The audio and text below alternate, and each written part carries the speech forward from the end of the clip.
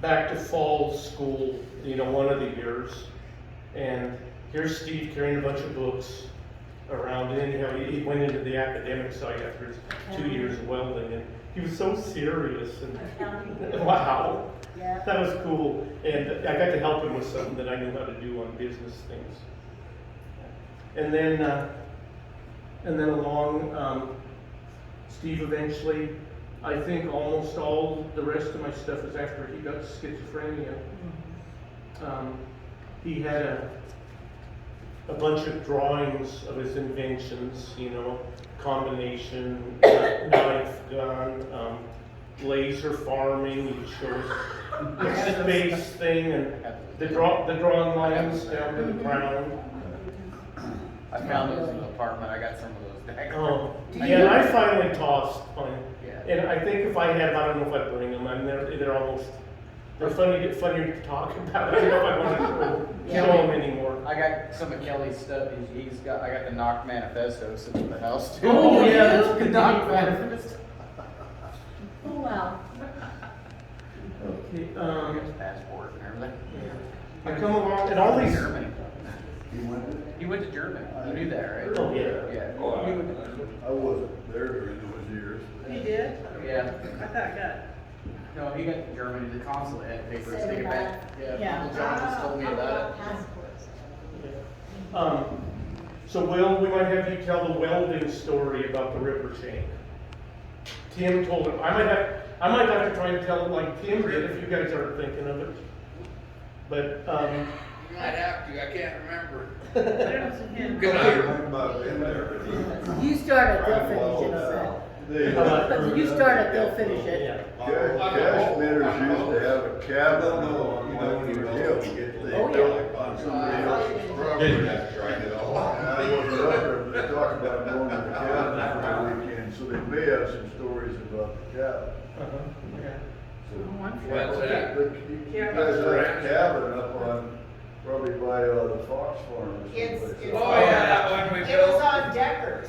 On the Decker, old that Decker. was- It was on On Deckers. the old Decker. Yeah, it was on the Fox Farm, no? That my dad said there's a bunch of hippies up there who built a cabin, and they just got a log up there to piss on for an outhouse. And he was so disgusted. That's And where it we was a blew that long shotgun time out. before Bernie said it was his son-in-law. Okay, write it down so you can talk about it later. Okay, ripper chain. Yeah, and there's things where I saw Steve, they're kind of mixed up probably in order, but I remember one time I saw him in Asker's parking lot, and he had, he was big, and he had a net shirt on. I wanted to tell him. Yeah, and sometimes he had tobacco coming down. He was not long before he died, maybe within a year. He's very frugal. He saved up enough money to fly to England, and he wanted to see the king or the queen. And after I got back, he said he just got to the hotel and didn't do anything, and complained about how much hamburgers were. But yeah, just to save that money, to have that determination is something else. One time we're in my little Tacoma pickup, and we're heading back from Lewiston. Steve's big, and he's not that much taller than me, but his head would go clear up and hit the cab. I think he must have had more, a little more there. But anyhow, so he's right now, we're touching shoulders. He said, we're going right by cul-de-sac, and he said, if I ever try to kill you, just drive to the closest police station. So back to 40 miles one way or the other. He one time he quit Beech Nut, his tobacco, for a year exactly. I think he might have started on his birthday, I'm not sure. And then he quit for a year. They quit beer for a long time. I don't know if that was an exact year or not. One time, I think it was when my grandma Hill died, he said, you should have came and taught me and we would have took her to a medical satellite.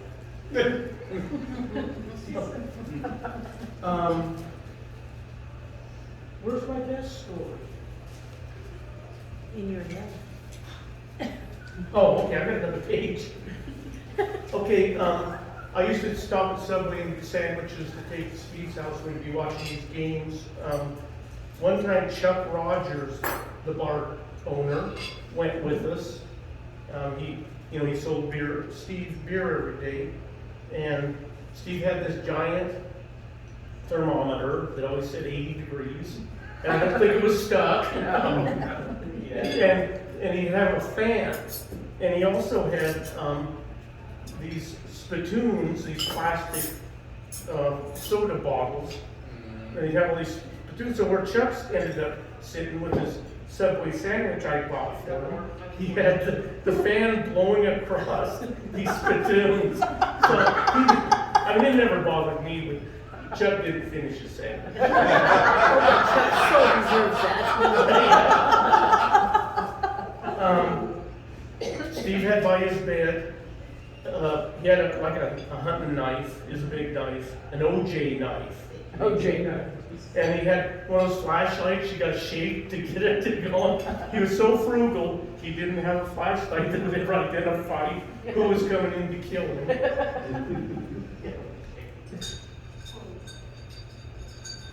Okay, and I wrote that wrong, please.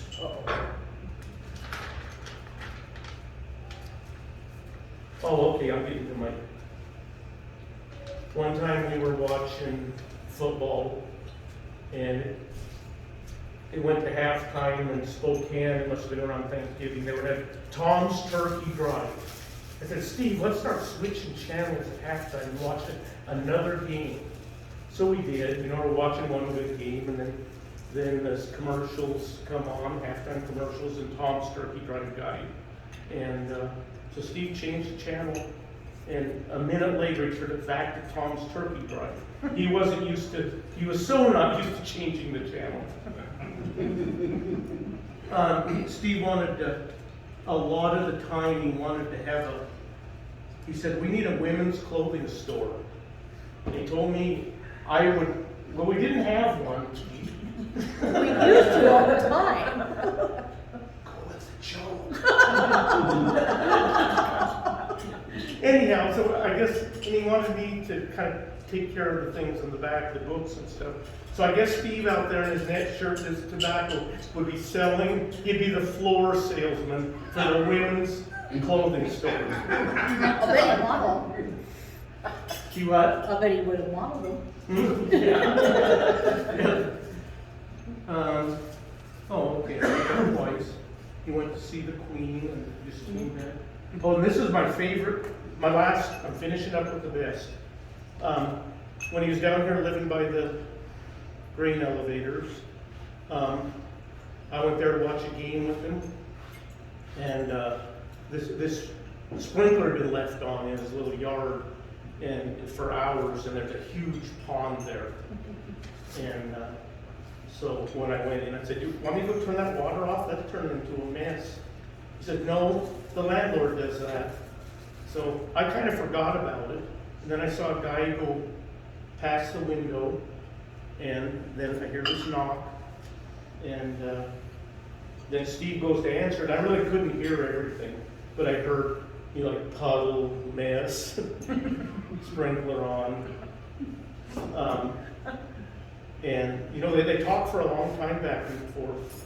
So then Steve came back in and sat down, and I said, what did that guy want?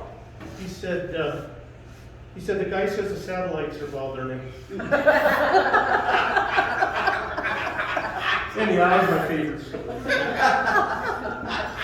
So, food for thought. Yeah. Yeah, satellites.